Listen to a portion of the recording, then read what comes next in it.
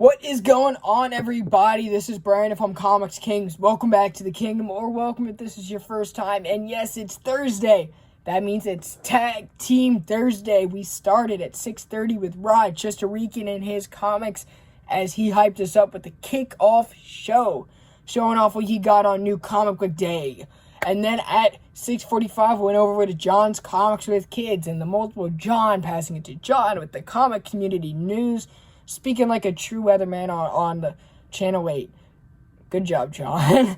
At 7 o'clock, we went over to Tony, Old Wolf 65, the Happy Hour. He showed us what he got as he bagged and boarded his books from New Comic Book Day. At 7:15, we went over to Dan, Comic Chop News, giving us a look at what he's going to be picking up next week, also with some of the books that he read this week. Today, you're over here with me at 7:30. For Christ on Infinite Rants. This is the most random show because you never know what you're going to get, and most times neither do I until I'm either talking about it or the night before when I start planning the show. At 7:45, we're over with No Good Comics.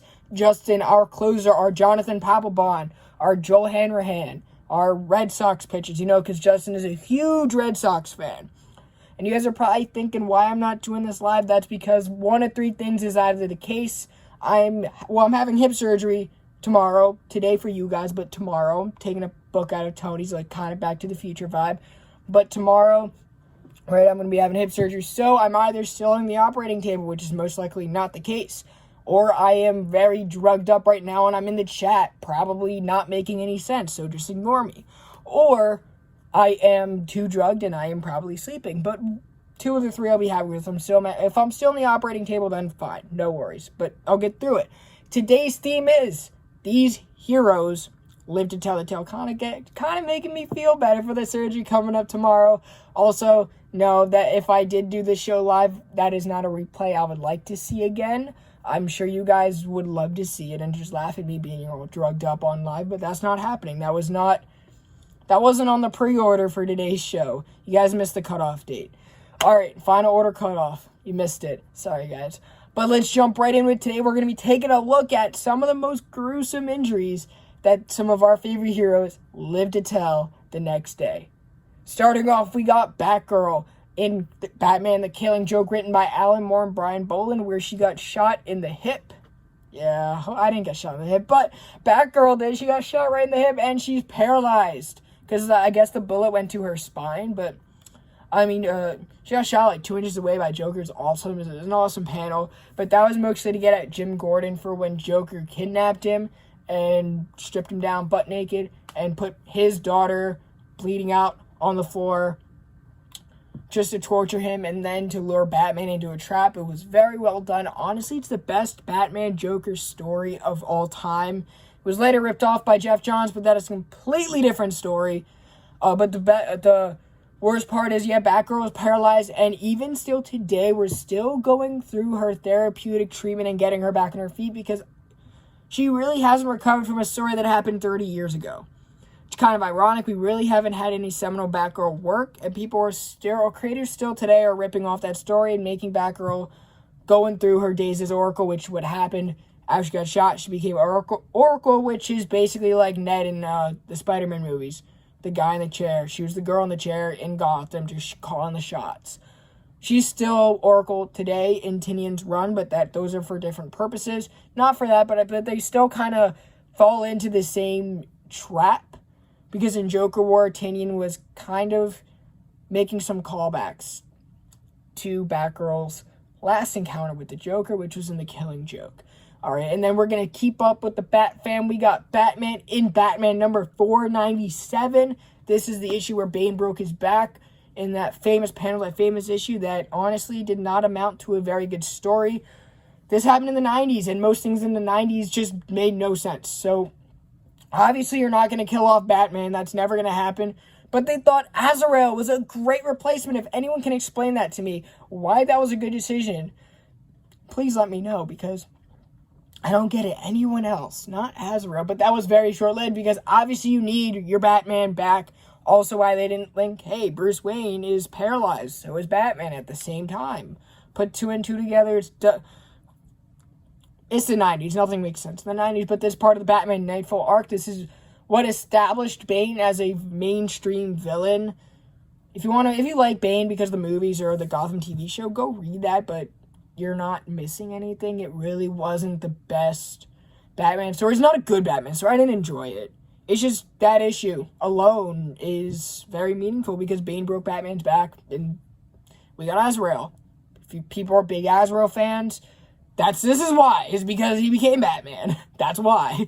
All right, in Batman number 55, this is the issue where KGB shot Dick Grayson in the head, and Dick Grayson got, well, amnesia. He lost all his memory and became Rick Grayson, something that we wish never happened. This is feeling the full wrath of the Dan DiDio treatment, saying, hey, I don't like you. Yes, that's a thing.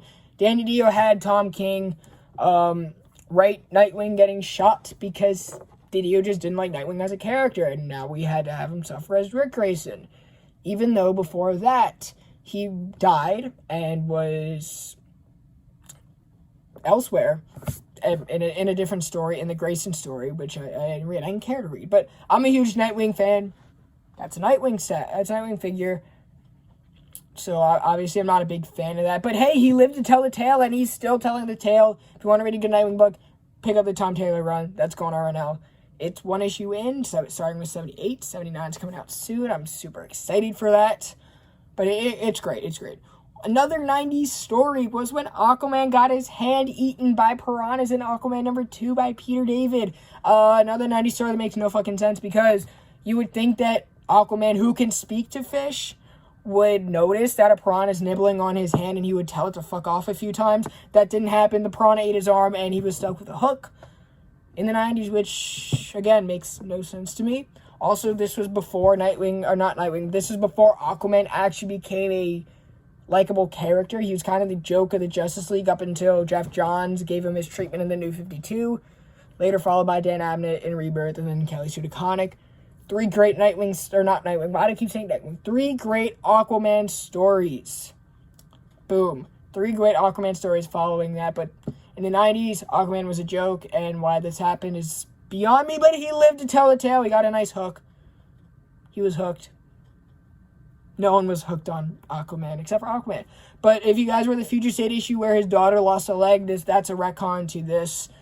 Whatever happened in the 90s, you would think you would tell that fish, hey, fuck off. But that did not happen. Let's jump over to Marvel. We got Spider-Man getting buried alive in the Kraven's Last Hunt story arc. This is by J.M. DeMatteis. And this is my favorite Spider-Man story of all time. Kraven came to New York to kill Spider-Man, someone he could never defeat. And he wants to retire, so he's like, hey, if I'm going to retire, I'm going to defeat the only guy who beat me, which was Spider-Man. So his goal is to kill Spider-Man. He's going to hunt him down. He's going to kill him. This is during the symbiote days of the Black Suit, which many people loved. I loved, or I read it a few years ago when I started getting into comics, but I loved it. My favorite story, Kraven buries Spider-Man alive and takes over Spider-Man's suit to say, I'm not just going to beat you, but I'm going to do better than you. So he takes the Spider-Man suit and he's going around New York stopping the crime in the city by being Kraven, by being brutal and just shutting down crime instantly, by making an immediate impact by being the bully that he is. So Spider-Man comes back because Kraven's like, I didn't kill you.